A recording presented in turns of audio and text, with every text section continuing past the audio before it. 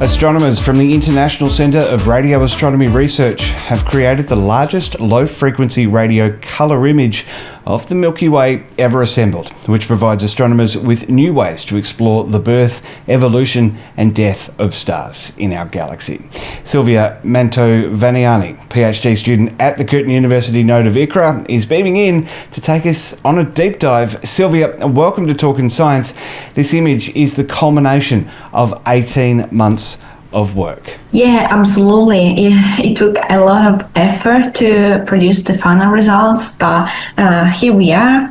The image was created using observations from the Murchison Wide-Field Array and interferometer here in Western Australia. We took observations back in 2013 and in 2018, and then with two different configurations of the telescopes, and then we combined them together to obtain the final image. Those images were produced at low frequencies, which enable us to study the sources of our galaxies from a different perspectives. So we don't look at the sky as we see it at night in the optical, but we are actually looking backwards in time, and we're studying how the stars are born and how they die, how they evolve, how they interact with each other. Very cool. Now, even though I'm a casual science communicator, I've never asked my research guests how they got started on a project. There's data here from 2 surveys a decade ago. Well, what was the motivation for you to choose them and do something no one else has done with them yet? It's a very interesting question. So my main goal was trying to find new supernova remnants in our galaxy. Supernova remnants correspond to the final explosion of a star at the end of its life. The problem is that in our galaxy, we predict to find 2,000 of these objects, but we have only discovered 300 of them. So we're trying to find this missing population. And one of our theory is that we're missing the older and fainter objects. And so we need a survey that is able to resolve those sources. Back in 2013, astronomers performed a survey, GLIM, the Galactic and Extragalactic Sky MWA survey. It's quite a long name, but it wasn't able to resolve a lot of the structures. It was just giving us a big picture of our galaxy. Instead, in 2018, after the upgrade, we improved the resolutions and the sensitivity of the telescope. So by combining these two surveys, we were able to be sensitive to more of these kind of sources. And this is what I love about radio astronomy and astronomy in general. There's data here from a decade ago, as I said, and you're able to use new techniques to study it in a different way. Yes, it's quite incredible. Data never gets old, and probably there are way more informations that we know, and we just need to look at them with different perspective to actually make new discoveries. The fantastic Pawsey supercomputer in Perth helped compile the data into the stunning image. What does it tell us? Oh, it was such a great advantage to have the Pawsey supercomputer available for us.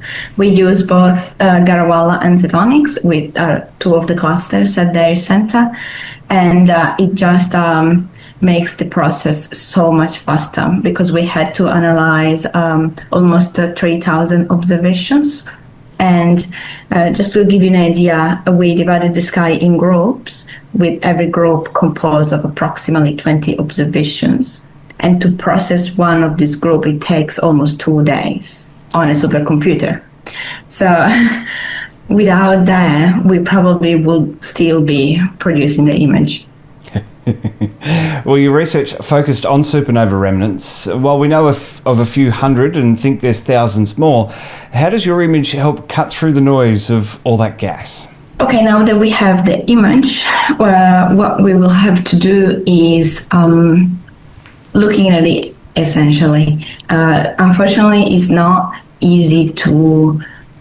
We can automate the process because supernova remnants have slightly different morphologies. So they have these ring-shaped structures, but it can be more elliptical, more squished, depending on the surrounding environment, because the gas can expand in different ways depending on the density of the gas around it. And so we just have to look by eye at the image. One of the big advantages is that we can see the sources by their radio color with the image that we have produced, and this makes very easy to distinguish ring-shaped structures that were generated by non-thermal process, such as supernova remnants, from the one that is produced by thermal sources, like the nurseries of new stars. And pulsars are also on the radar here, meaning measuring the brightness of them at different gleam-X frequencies could reveal some of their mysteries. Yeah, so this is a little different approach for pulsars. Usually we detect them in pulsation searches, but images can reveal information about how the emission evolves as a function of the frequency. And we have images at very low frequencies, which is a regime that is not very much explored for those sources. And so we can provide a lot of input in that sense, and we can see how the emission from those sources evolve at these lower frequencies. And this goes back to what we were talking about, one set of data, but many things to learn from it. Yes, exactly. The image was born because my project was particularly focused on supernova remnants, but now we can use it for all the sources that are present in our galaxies. Like planetary nebulas, pulsars, H2 regions. We can even understand how the cosmic rays are distributed in our galaxies, which is a very new and interesting field. Well, Associate Professor Natasha Hurley-Walker calls this research an exciting milestone in astronomy. How does that make you feel, and what's next for you? For me, it was a great way of finishing my PhD. We produced this image with twice the resolutions, 10 times the sensitivity.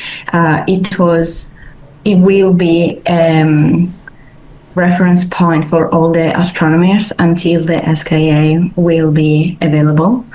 So I am very proud and satisfied of the final work. A good resume starter. Silvia, thanks for beaming in to this edition of Talkin' Science. Thank you very much.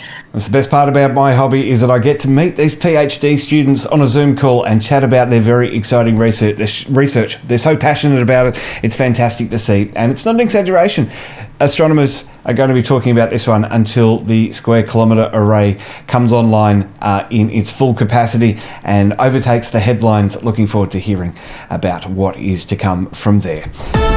A daily science and space stories with an Aussie flair, plus a deep dive into the science or space headline of the week and the occasional science fiction podcast. Like, follow and subscribe for more. Membership available to help me do more. That's at the Trek.zone/support. For now though, this is Trekzone's Talkin' Science.